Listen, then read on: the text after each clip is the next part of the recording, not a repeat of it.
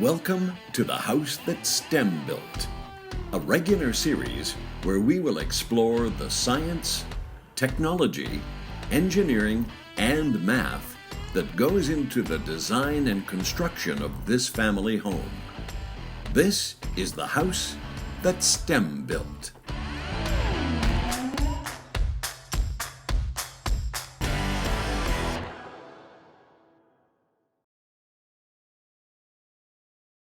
Have you ever sat in a science or math class and thought to yourself, when will I use this in real life?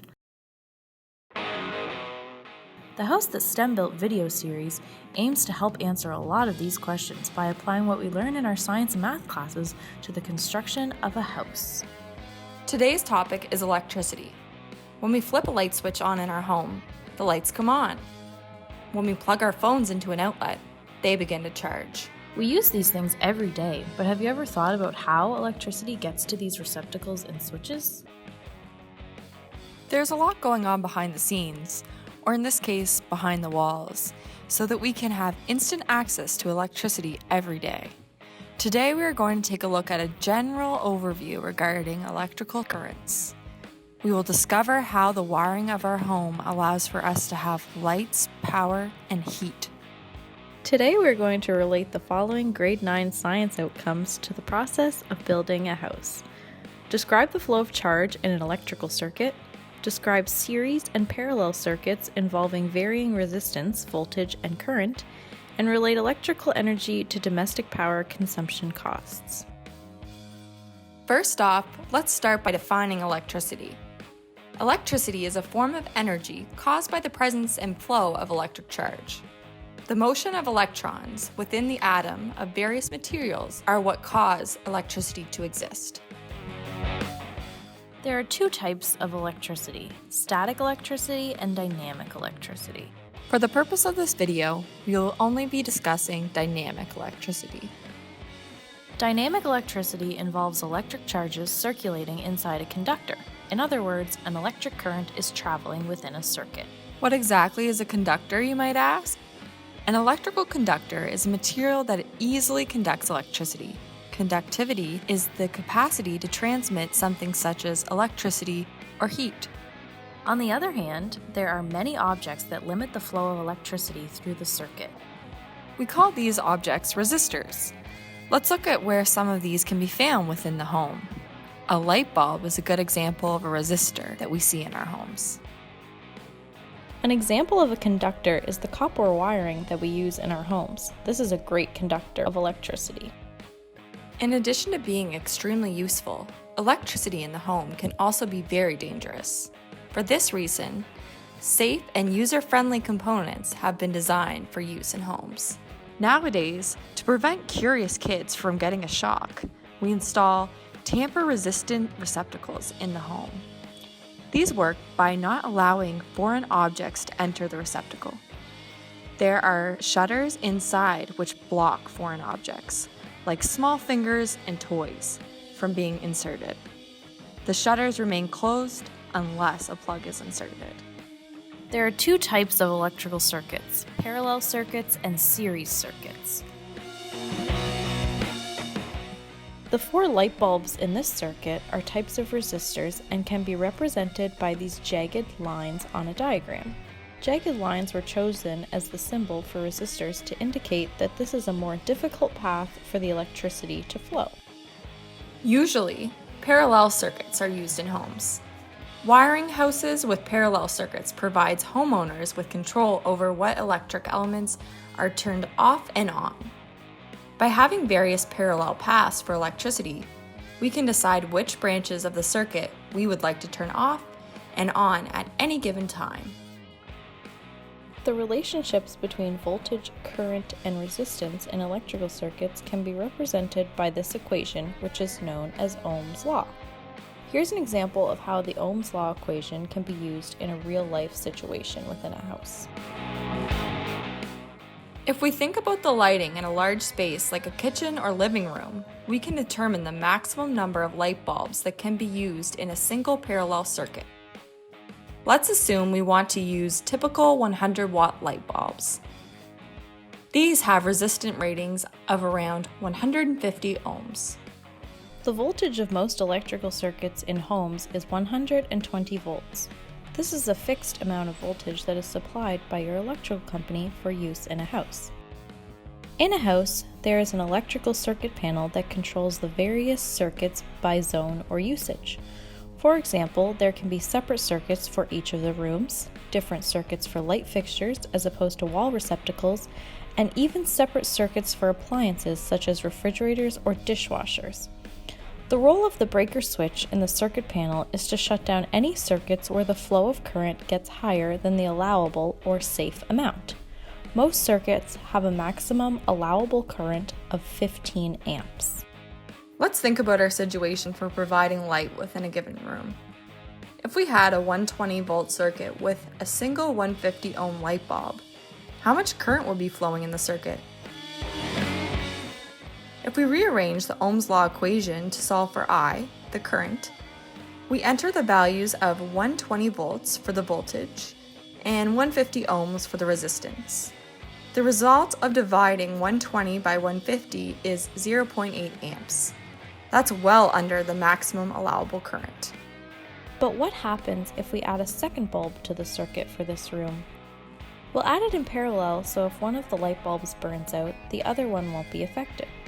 The equation for two resistors in parallel is 1 over the total resistance equals 1 over R1 plus 1 over R2. So we can determine the total resistance of the circuit with two parallel bulbs by substituting in 150 ohms for each of R1 and R2 in this equation. Since both terms on the right side of our equation have the same denominator of 150, we can simply add the numerators so we end up with 1 plus 1 equals 2, all over 150. Since 1 over R total on the left of the equation is equal to 2 over 150 on the right side of the equation, we can see that R total must be a value of 75 to make the fractions on each side of the equal sign equivalent. Isn't it interesting that by adding a second light bulb in parallel with the first one, the total resistance of the circuit decreases instead of increases? The reason for this is because adding a second bulb in parallel creates a second pathway for the current to flow, making it easier or less resistant than if there was just one pathway. So now let's calculate the current that will flow through this circuit with two light bulbs. Using our same version of the Ohm's law equation, I equals V over R, and entering our values of 120 volts for V and 75 ohms for R, we divide to get an answer of 1.6 amps. This is higher than it was with a single light bulb, but still well below the 15 amp limit for the circuit. Now imagine that we keep adding more and more light bulbs to the circuit in parallel. Every time a new bulb is added, a new pathway for the current is created and the total resistance of the circuit decreases. This allows the current to flow more easily or at a greater rate. What would happen if we had 10 of our 100-watt light bulbs on one parallel circuit together? Mathematically, we would have this equation where the resistance of each of our light bulbs was 150 ohms. But together, how much resistance would they offer? Like when we only had two bulbs, since the denominators on the right side of the equation are all 150, we can simply add all 10 of the numerators to end up with the fraction 10 over 150. Since this is equal to 1 over R total on the left side of the equation, we can see that the value of R total would have to be 15 to make both sides equivalent. Now let's try this new resistance value of 15 ohms in our Ohm's law equation to see how things look. If we substitute our steady 120 volts for the V and 15 ohms for R, the calculation results in a current of 8 amps. That's quite a bit higher than just with one or two light bulbs in the circuit, but it's still well below the 15 amp safety threshold for this circuit.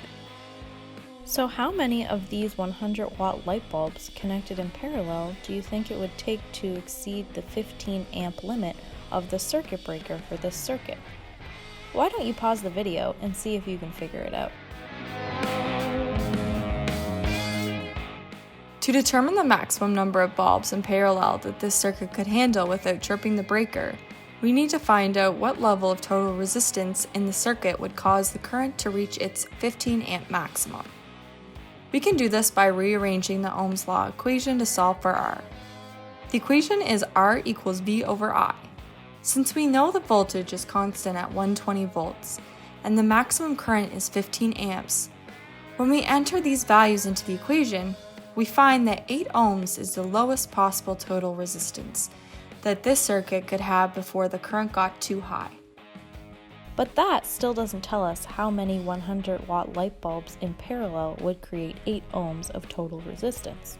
How can we figure that out? If we use our equation for resistance in parallel circuits, we can set our R total to the minimum value of 8.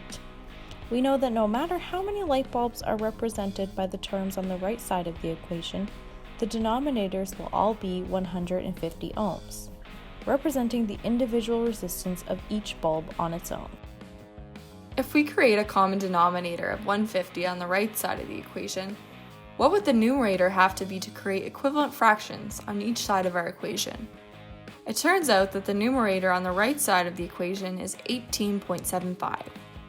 If we think about this value being made up of a series of ones being added to each other in the original equation, this means there would be 18.75 ones, or, in other words, 18.75 bulbs making up this circuit.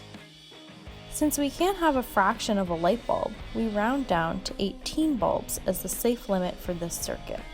Why do you think we shouldn't round up to 19 bulbs? What effect would that have?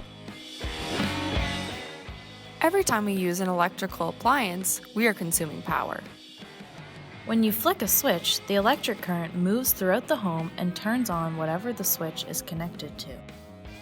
There's a cost associated with the amount of power being used, but there are easy ways we can reduce the quantity of electricity being used. What can you do to save power? You can turn off the lights when you leave a room. Turn off your computer when you're finished. Install fluorescent or LED light bulbs, automatic light sensors, or timed sensors on outdoor lighting, and install insulation in your home. These electricians are running the wires for pot lights that will be lit with LED light bulbs. The large southern-facing windows of this house allow for lots of sunlight to come in on sunny days, reducing the cost of heat. The use of a heat pump for heating and cooling is also a lot more cost-effective than some other heating options. In New Brunswick, NB Power charges us for the amount of kilowatt hours of electricity that we use in the run of a month. The cost is 11.18 cents per kilowatt hour. On average, the homeowners in this house use about 2,500 kilowatt hours of electricity each month. How much would that cost? If we multiply the rate of 11.8 cents per kilowatt hour by the 2,500 kilowatt hours used, we get a monthly cost of 29,500 cents, or in other words, $295. What else can you think of that might offset the cost of electricity? Electricity is a major part of our everyday lives that we sometimes take for granted. We find it hard to live our lives when we are experiencing a power outage. What do you think our world would look like if we no longer had the luxury of electricity?